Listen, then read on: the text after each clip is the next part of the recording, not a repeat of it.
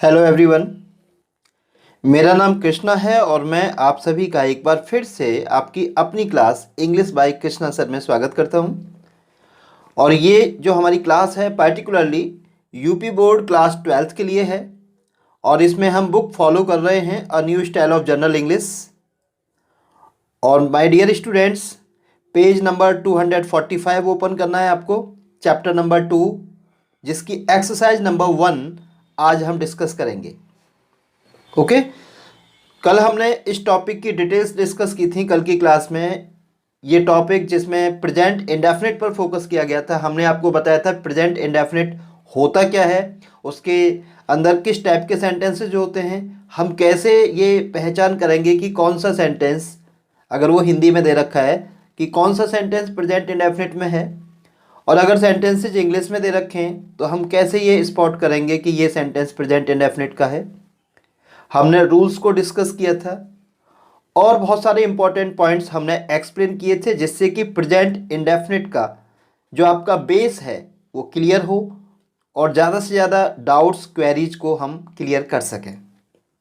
I hope आपने कल की क्लास को अच्छे से समझा होगा और अगर उसमें कोई डाउट्स हैं तो आप मेरे साथ इंटरेक्ट करेंगे, हम उन डाउट्स को क्लियर करेंगे।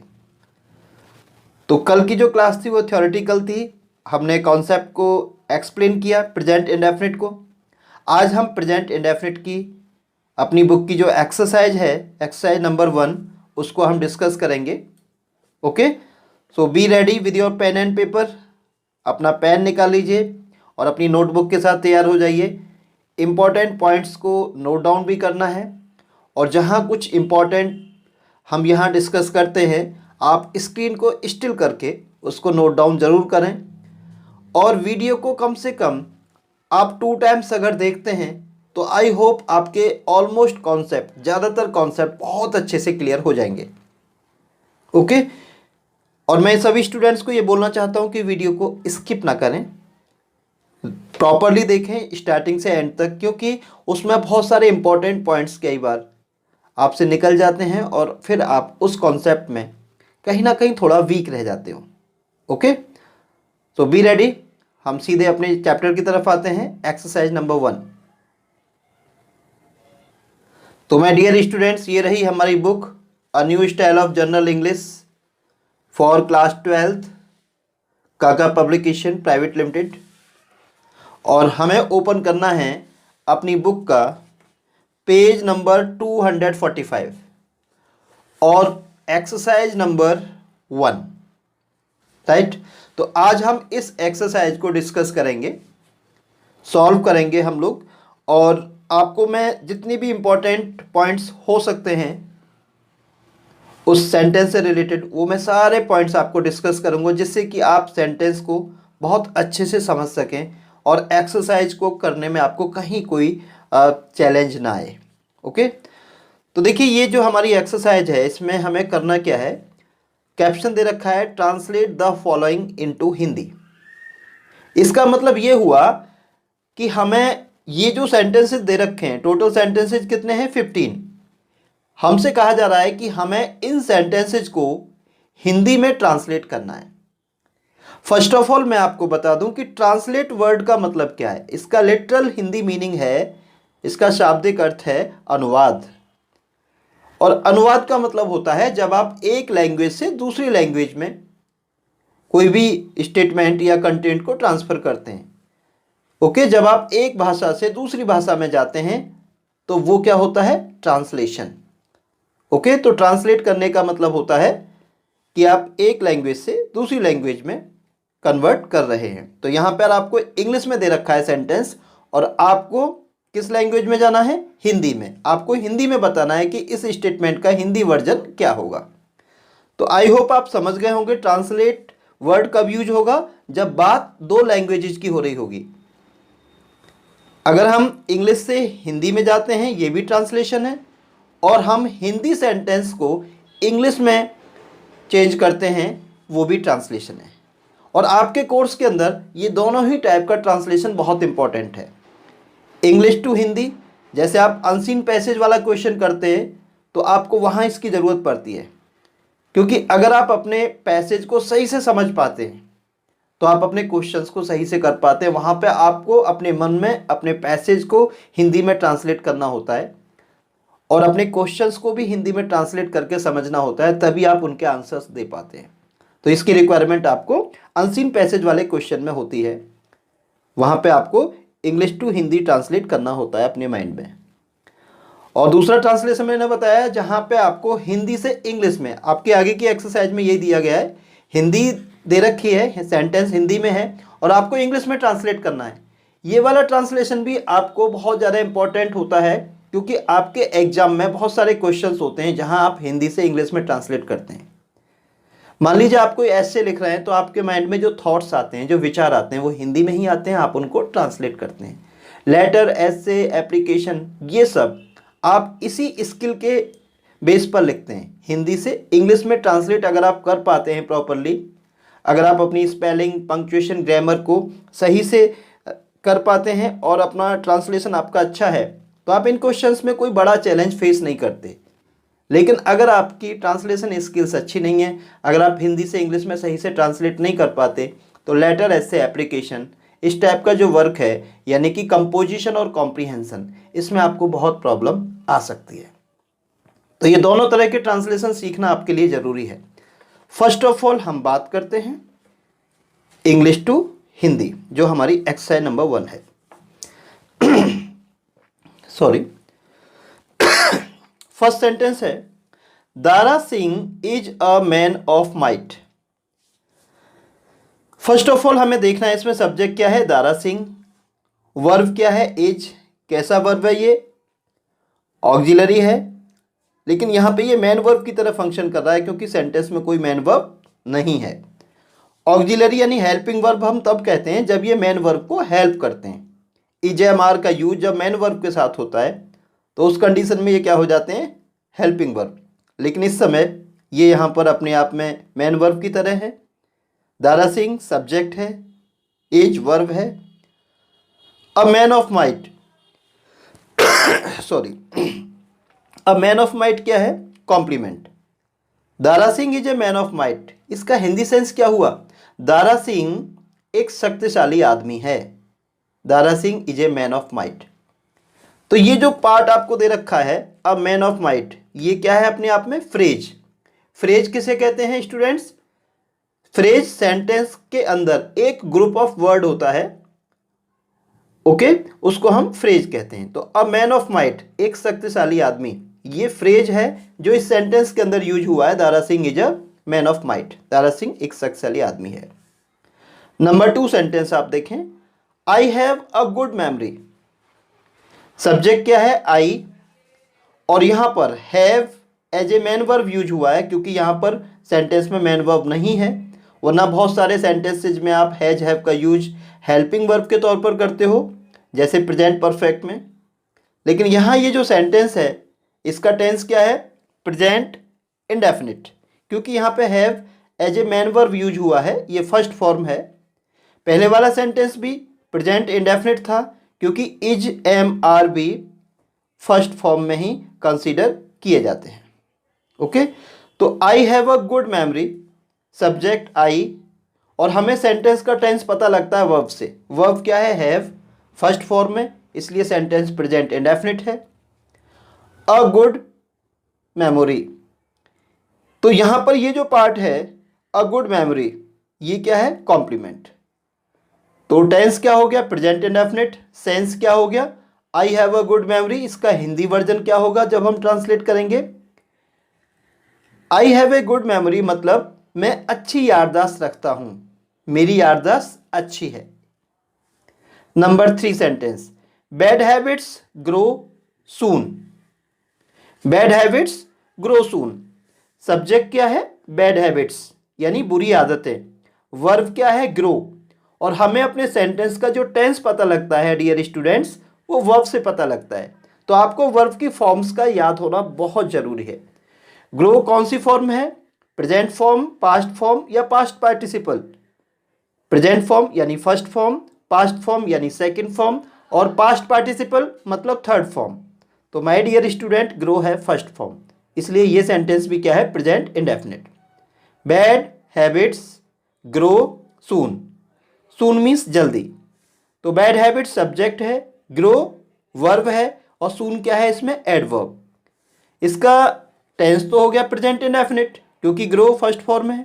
अब इसका सेंस क्या है, हिंदी ट्रांसलेशन क्या है, बुरी आदतें तेजी से बढ़ती हैं। बैड हैबिट्स ग्रो सून, बुरी आदतें तेजी से बढ़ती हैं।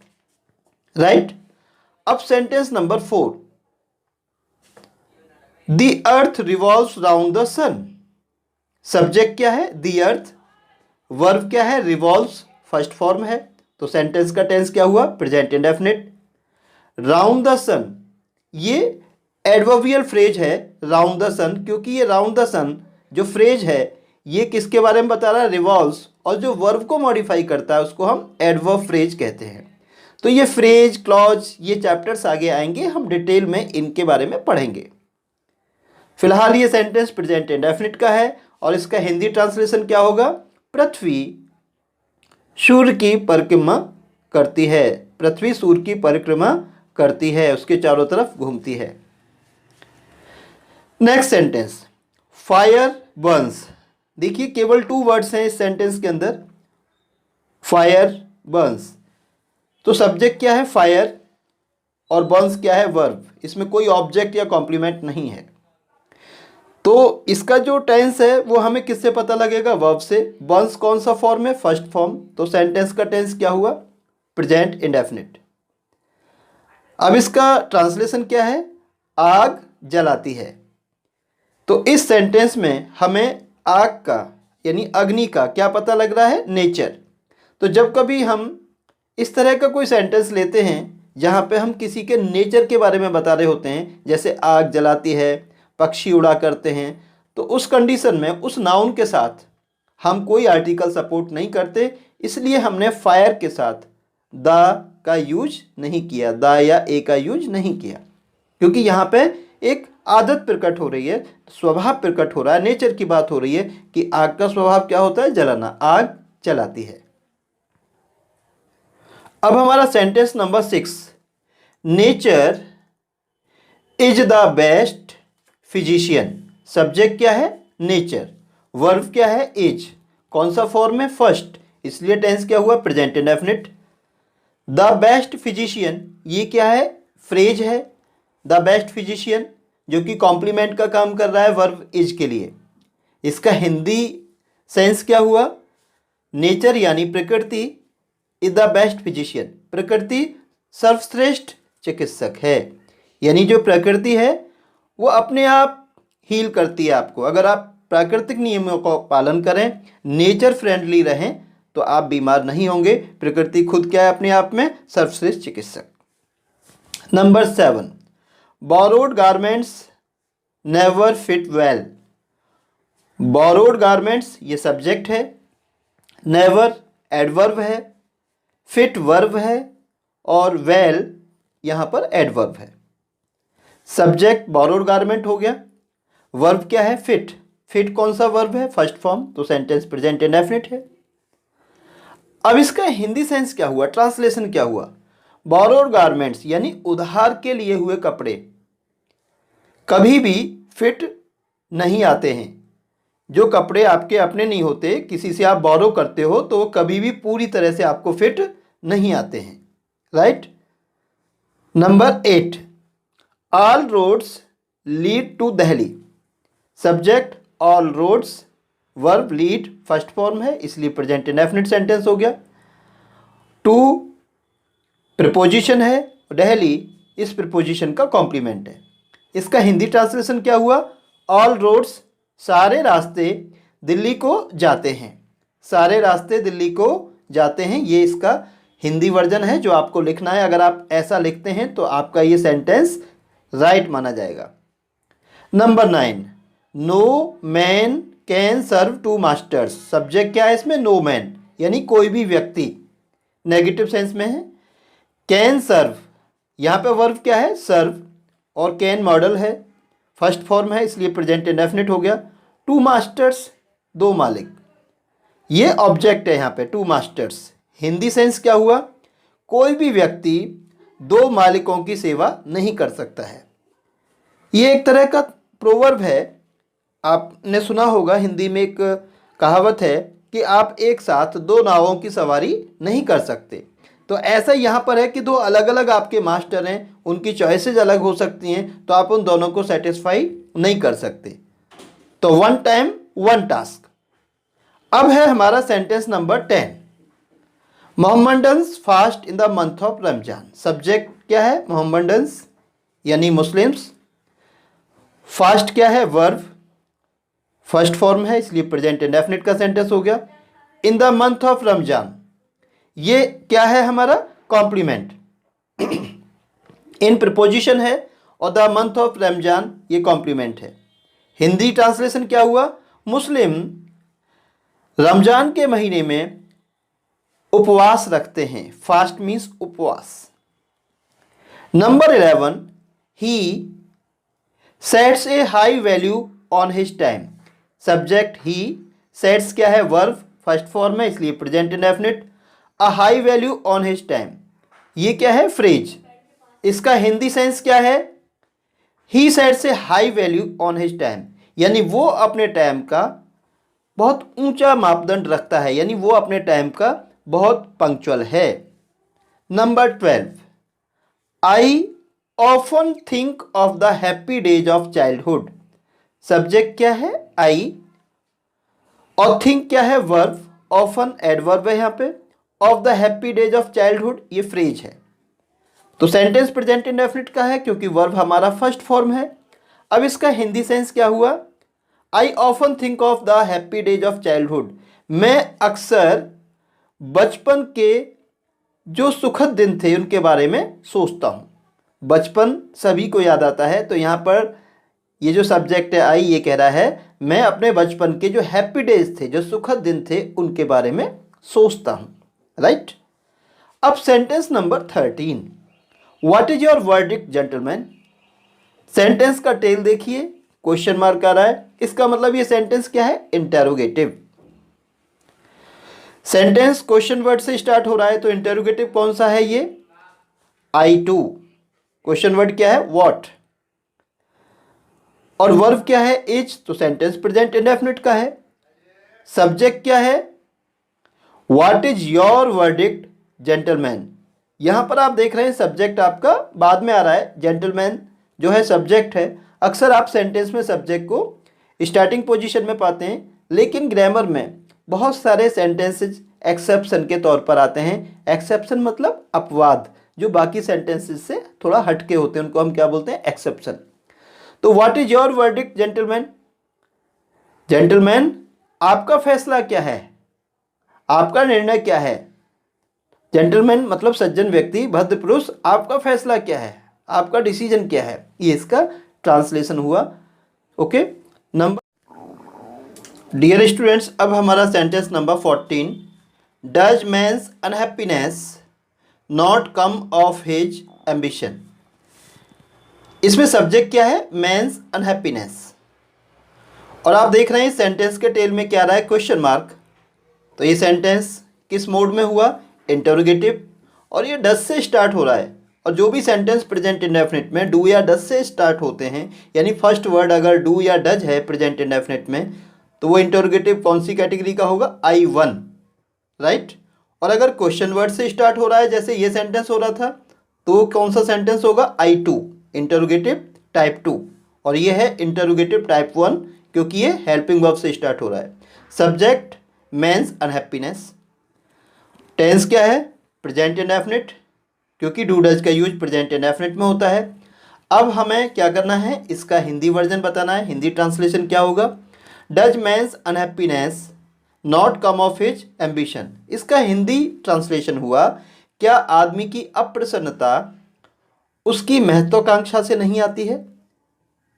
इसका मतलब कि इंसान अपनी ज़िंदगी में जो अप्रसन्नता महसूस करता है, दुख महसूस करता है, क्या कहीं ना कहीं उसका संबंध उसकी इच्छाओं से नहीं होता है। ये इस सेंटेंस का सेंस है। यानी हम जितनी ज़्यादा इच्छा करते हैं तो कई बार हमारी इच्छा पूरी नहीं हो पाती है, हमें दुख होता है, हम क्या हो जाते हैं? अनहैप्पी।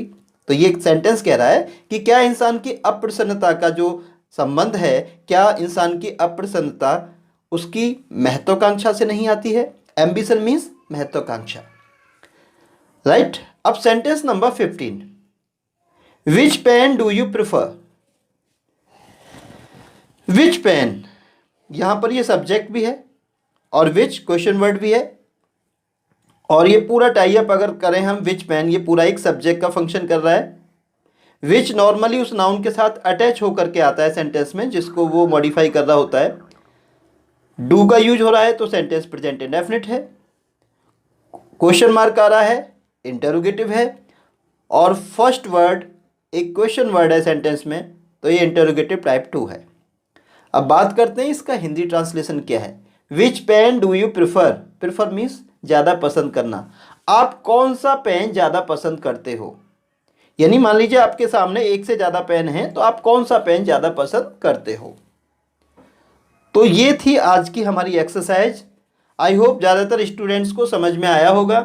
तो आपको इनका हिंदी ट्रांसलेशन लिखना था, जो हमने आपको बताया कि क्या होना चाहिए था। आप में से कुछ स्टूडेंट्स ने हो सकता है पहले से ये एक्सरसाइज करके रखी हो, तो वो टैली कर लें कि कितने उनके राइट रहे सेंटेंस, और जिन्होंने नहीं किया था एडवांस में तो उनको ये समझ में आ गया होगा कि करना क्या है। नीचे ये वोकेबुलरी दे रखा है, यानी कि इन सेंटेंसेस के अंदर जो हार्ड वर्ड्स हो सकते थे, राइटर ने कुछ वर्ड्स की हिंदी आपको दी है जिससे कि आप हिंदी में ट्रांसलेट करते समय थोड़ा कंफर्टेबल रहें, आसानी रहे। माइट मीन्स शक्ति यानी पावर, मेमोरी मीन्स स्मृति, टू रिवॉल्व मीन्स चक्कर लगाना, चारों ओर घूमना। फिजिशियन, देखिए जब भी कोई वर्ड आप पढ़ रहे हैं उसका ट्रिपल एस आपको ज़रूर पता होना चाहिए। ट्रिपल एस मतलब मैं आपको रिटन में बताता हूँ। ट्रिपल एस का मतलब क्या है, कोई भी वर्ड हो आपको उसके ये 3 एस ज़रूर क्लियर होने चाहिए। और वो 3 एस क्या हैं, अब आप देखिए। एस फॉर स्पेलिंग, आपको उस वर्ड की स्पेलिंग एकदम क्लियर होनी चाहिए, कोई कन्फ्यूजन नहीं होना चाहिए, राइट। अब नेक्स्ट एस क्या है, एस फॉर साउंड, आपको ये पता होना चाहिए कि उस वर्ड का राइट साउंड क्या है, यानी प्रोनाउंसिएशन क्या है। और थर्ड एस क्या है, स्पेलिंग, साउंड, और थर्ड एस है सेंस, SENSE। सेंस मतलब मीनिंग, आपको उस वर्ड का सही सेंस पता होना चाहिए, मीनिंग पता होना चाहिए। तो अगर आपको किसी भी वर्ड का ये ट्रिपल एस पता है, यानी स्पेलिंग, साउंड, सेंस, तो इसका मतलब है आप उस वर्ड को अच्छे से जानते हैं, समझते हैं, और आप उस वर्ड को नहीं भूलेंगे। फिजिशियन यानी डॉक्टर, बोरोड मतलब उधार मांगे हुए, वर्डिक्ट, प्रोनाउंसिएशन क्या है इसका, वर्डिक्ट यानी निर्णय, डिसीजन।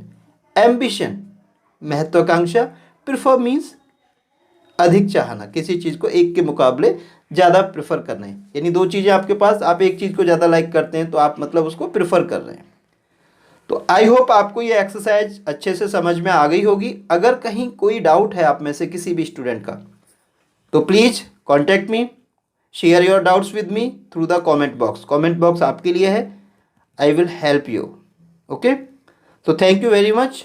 और इस क्लास का जो लिंक है, इस वीडियो क्लास का लिंक अपने उन फ्रेंड्स तक ज़रूर शेयर करें जो 10th या 12th बोर्ड एग्ज़ाम की प्रिपरेशन कर रहे हैं इंग्लिश की, और जिनको कुछ प्रॉब्लम है और नहीं भी है, या जो रिवीजन के लिए क्लास ज्वाइन करना चाहते हैं, तो ये लिंक आप उन तक ज़रूर फॉरवर्ड करें।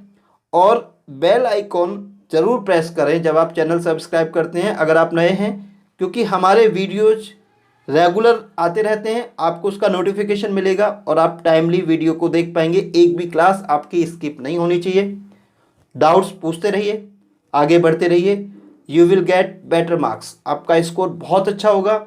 I wish you all the best. Thank you very much. I will be back with a new topic.